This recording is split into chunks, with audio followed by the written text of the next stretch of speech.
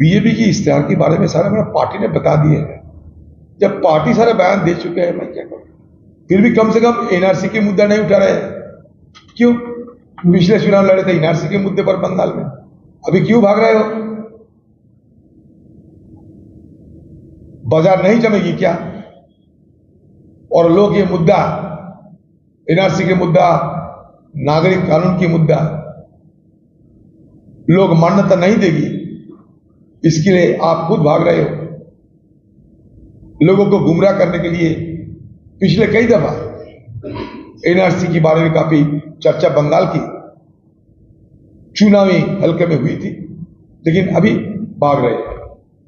यही मुझे अपना दीदार हुई है, बाकी सारे हमारे पार्टी ने जवाब दे चुके हैं। থাকতে পারে হিসাবে আমি কি করে বলবো তদন্তকারী সংস্থাদের ঘটনা। সারা দেশে এই ধরনের সন্ত্রাসবাদী আরো আছে, কিছুটা জেনেছি আর হয়তো আছে। এই কথা বা এর ভেতরকার কথা বলার ক্ষমতা আমার নেই। ঠিক আছে, একটা বিশেষ উদ্যোগ নেওয়া হচ্ছে, জোর দেওয়া হচ্ছে হোমস্টে তৈরিতে বিশেষ সুযোগ মহিলাদের। 1 কোটি লাখপতি দিদি তৈরি হয়ে গিয়েছে, এরকম একটা দাবি করা। কোথায় লাখপতি কোটিপতি যায় না, তবে কোটিপতি কারা হয়েছে ছোট্ট একটা উদাহরণ আপনাদের দিই। ইলেকট্রাল বন্ডের নাম শুনেছেন আপনারা? নির্বাচনী তহবিল সব থেকে বেশি টাকা কার হাতে? মোদির হাতে। দ্বিতীয় কার হাতে? দিদির হাতে, 1600 কোটি টাকার উপরে। ম্যাড্রাসের অর্থাৎ চেন্নাইকার লটারিওয়ালা বিনা লাইসেন্সে ট্যাক্স ফাঁকি দিয়ে বাংলায় হাজার হাজার কোটি টাকা যে লটারি ব্যবসা করছে এবং করেছে এবং করছে, দেখা যাচ্ছে সে দিদিকে চাঁদা দিয়েছে 600 কোটি টাকা। সারদা কাণ্ড নিয়ে সারা দেশ উত্তাল, সারা বাংলা উত্তাল হয়েছিল। আপনারা জানেন সারদা কাণ্ডে লক্ষ লক্ষ বাংলার মানুষকে বরবাদ করা হয়েছে, আর্থিকভাবে তাদেরকে ধ্বংস করে দেওয়া হয়েছে। তাদেরকে গ্রেপ্তার করার সময় দিদি এখানকার যিনি কমিশনার ছিলেন, পুলিশ কমিশনার রাজীব কুমার, তার হয়ে আন্দোলন করেছেন, কিন্তু সারদার টাকা কিন্তু উদ্ধার হচ্ছে না। এখন কি জানা যাচ্ছে? সুপ্রিম কোর্টের নির্দেশে ইলেকট্রাল বন্ড কে পার্টি কোথা থেকে কত টাকা পেয়েছে তা প্রকাশ করা যখন বাধ্যতামূলক হয়ে গেল, তখন কি দেখছি জানেন আমরা? শুনুন বাংলার মানুষ, সারদা ফান্ডের টাকা, সারদা কোম্পানির টাকা দিদির চাঁদার তহবিলে ঢুকেছে পরিমাণ 23 কোটি। আমি বলছি না, ইলেকশন কমিশনকে স্টেট ব্যাংক অফ ইন্ডিয়া যে রিপোর্ট দিয়েছে, সেই রিপোর্ট অনুযায়ী সুপ্রিম কোর্টের নির্দেশে যে কোন কোন ব্যক্তি কাকে কাকে কত চাঁদা দিয়েছে নির্বাচনী তহবিল নামে, তাতে দেখা যাচ্ছে দিদির ফান্ডে ঢুকছে ম্যাড্রাসের জুয়া খেলার মালিকের টাকা 600 কোটি, সারদার টাকা 23 কোটি। সারদা এখানে অন্য কোনো পার্টিকে এক নয় চাঁদা দেয়নি, শুধু দিদিকে দিয়েছে 23 কোটি। জানি না আর কত দেবে বা আর কত পার হবে। জেনে রাখুন আপনারা, সৎ স্বচ্ছ মামাটি মানুষের নেত্রী বাংলার দিদি লক্ষ লক্ষ গরিব মানুষের লুট করা রক্ত চোষা যে পয়সা, কত মানুষ আত্মহত্যা করে তার ঠিক নাই, তাদের কাছ থেকে চাঁদা নিয়ে নিজের তহবিল করেছে 23 কোটি। যার দেখে আসুন ইলেকট্রাল বন্ডের হিসাব দেখে নিন আপনারা, কংগ্রেস ঠিক বলছে কি ব্যাটিং করছে, চেক করুন। আব্দুল মুসাফিরের সঙ্গে সন্দেশখালীতে জমি ভেড়ি দখল, নারী নির্যাতনের ভুরি ভুরি অভিযোগ, সিবিআই এর কাছে এখনো পর্যন্ত প্রায় 650 অভিযোগ দায়ের, খতিয়ে দেখছে বিশেষ টিম। ভালো দেখুন, এটা সুপ্রিম কোর্ট কোর্ট করাচ্ছে, এটা না সুমোটো কেস হয়েছিল, এখানে তো হয়েছে, সবাই জানে। এটা সন্দেশখালী সন্ত্রাসখালী নাম, সন্ত্রাস হয়েছে সেখানটায়। মা বোনদের বেইজ্জত করা হয়েছে, মা বোনদের ধর্ষণ করা হয়েছে, রাতের পর রাত লুট হয়েছে, ভেড়ি তৈরি হয়েছে, পূর্বর জমিতে লবণ জল ঢুকিয়ে তাকে বন্ধা করে দিয়ে যে জমি হস্তগত করা হয়েছে।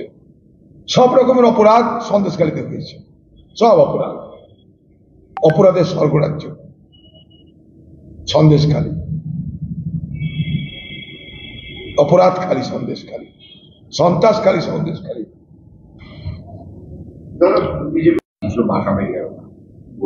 কিছু বলার নাই এখন। কালকেও বলেছি আমি, जब हाथी चले बाजार तो कुत्ता भूखे हजार, রাস্তার পাশে দাঁড়িয়ে দাঁড়িয়ে যদি গো ব্যাক করে আমি আর কি করতে পারি বলো? এই তৃণমূল এই অসভ্যতাটা করবে, আমাকে এর আগেও করেছে, এটাই তৃণমূলের ক্যারেক্টার, রাস্তার ধার দাঁড়িয়ে করছে।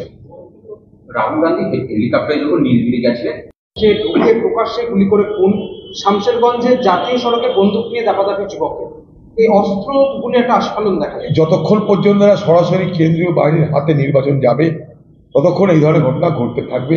তাই নির্বাচন কমিশনের কাছে আমার দাবি থাকবে, দ্রুত বাংলার নির্বাচনের প্রক্রিয়া, সেনা অর্থাৎ কেন্দ্রীয় বাহিনী মোতায়েন, সবকিছু দ্রুত কেন্দ্রীয় ভাবে নির্বাচন কমিশন গ্রহণ করুক। দাদা আজকেও তো আপনাদের নির্বাচন কমিশনের ফাইল পাওয়া হয়েছে, তার হেলিকপ্টারও চেকিং করেছে। করতেই পারে, হেলিকপ্টার চেকিং তো মহা অপরাধ নয়, আমাদের গাড়িও চেক হয়। রাহুল গান্ধী না, রাহুল গান্ধী কেন, যে কোনো গান্ধীরই হতে পারে, মোদিরও করা উচিত বলে মনে করি।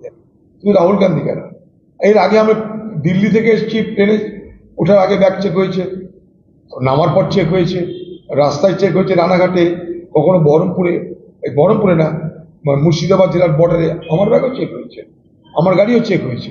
তো পুলিশ নির্বাচন কমিশন যদি মনে করে যে কোনো হেলিকপ্টার চেক করা দরকার, টাকা আছে, ড্রাগ আছে, মদ আছে, দেখে নিতে পারে, কিন্তু পাশাপাশি মোদি এবং বিজেপির হেলিকপ্টার সেগুলো কিন্তু দেখা উচিত, একতরফা হওয়াটা উচিত না। দাদা বাড়ি তৈরির টাকা অনুমতি 9 এপ্রিলই দিয়ে দিয়েছিল কমিশন, কিন্তু সেটা নিয়ে এখন রাজনীতি করছে তৃণমূল, অভিযোগ। এবার আমি তো আগেও বলেছি, আপনাদের কতবার করে এক কথা বলবো জানি না, যে এটা কোনো দয়া নয়। 2005 সালে কংগ্রেসের আমলে একটা আইন তৈরি হয়, সেই আইন বলছে যদি কোনো জায়গায় প্রাকৃতিক বিপর্যয় হয় তাহলে দেরি না করে তাড়াতাড়ি করে সেই প্রাকৃতিক বিপর্যয় মোকাবেলার জন্য যা যা অর্থের প্রয়োজন হয় সেই অর্থ রাজ্যগুলোর হাতে অগ্রিম গচ্ছিত থাকবে। সেটা সব রাজ্যে আছে, বাংলায়ও আছে, সেটা কেন দেওয়া হয়নি আমার জানা নাই। গত পরশুদিন বেলডাঙ্গা এবং শক্তিপুর এবং তার জন্য বেশ কিছু মানুষ ঘর ছাড়া বলে দাবি করছে। আজকে বিজেপি প্রতিনিধি দল এর সঙ্গে দেখা করেন, আপনি সম্ভবত আজকে ওখানে যাচ্ছেন, কি করবেন? না, আমাকে তো যেতে দেওয়া হলো না, আমি তো যাচ্ছিলাম, আমাকে যেতে দেওয়া হয়নি। আমি কয়েকদিন ধরে এই ব্যাপারটা নিয়ে অত্যন্ত তৎপর, কারণ এই ধরনের ঘটনা নির্বাচনের আগে পরে যখনই হোক কখনোই আমাদের কাছে প্রত্যাশিত নয়, আমরা এই ঘটনার নিন্দা তো করবোই, কিন্তু বিষয়টা হচ্ছে যে হঠাৎ করে নির্বাচনের আগে এই ধরনের ঘটনা ঘটতে যাচ্ছে কেন?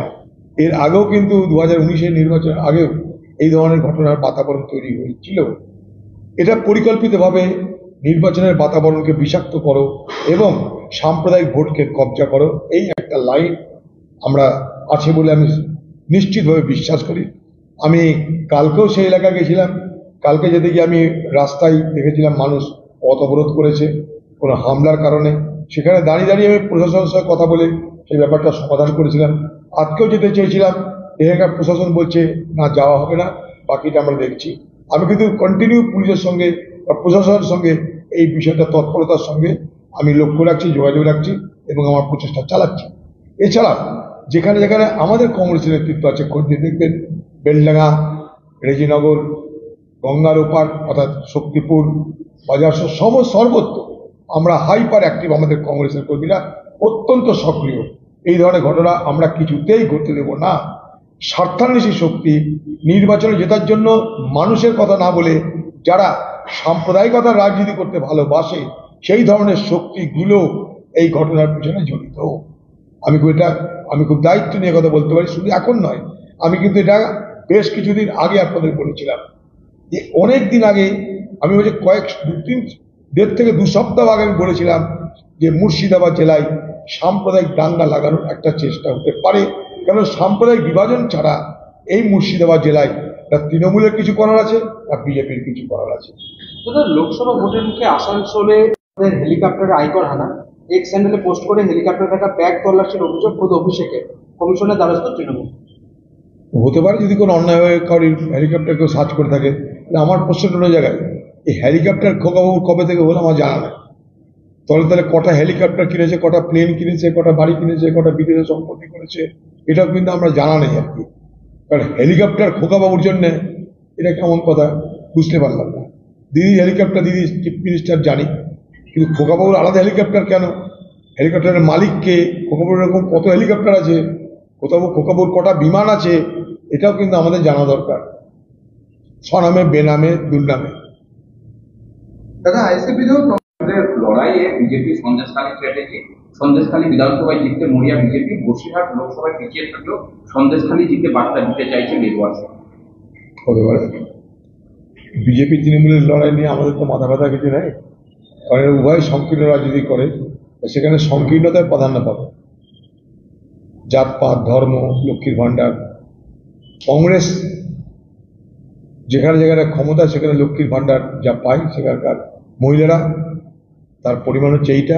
কর্ণাটকে চলে যান, সেখানে লক্ষ্মীর ভাণ্ডারে একজন মহিলাকে মাসে 2000 টাকা দেওয়া হয়। কংগ্রেস পার্টি আগামী দিনে ক্ষমতায় আসবার পর ভারতবর্ষে মহালক্ষ্মী নামক আরেকটা প্রকল্প চালু করছে, যে প্রকল্পের লক্ষ্য হলো প্রত্যেক পরিবারের একজন গরিব মহিলাকে বছরে 1 লক্ষ টাকা দেওয়া। বেহালা বছর ধরে কংগ্রেস ক্ষমতা থাকার পরেও আলিগড় মুসলিম বিশ্ববিদ্যালয় হয়নি, মুর্শিদাবাদে এইমস হয়নি, তারাপুর দিদি হাসপাতাল পূর্ণাঙ্গ রূপ পায়নি। ভোটের আগে বক্তার পিছাচ্ছে। আলিগড় মুসলিম ইউনিভার্সিটি কাদের আমল হয়েছিল সেটা যারা জানে না তারা হয়তো বলছে, কিন্তু যেখানে রাজ্যের ভূমিকা পালন করার কথা, রাজ্য সেই ভূমিকা পালন করেনি। তারপর আমরা যখন ক্ষমতা থেকে সরে যাই, তারপরে আলিগড় মুসলিম বিশ্ববিদ্যালয় নিয়ে আজকের কেন্দ্র সরকার উচ্চবাচ্চা করে না।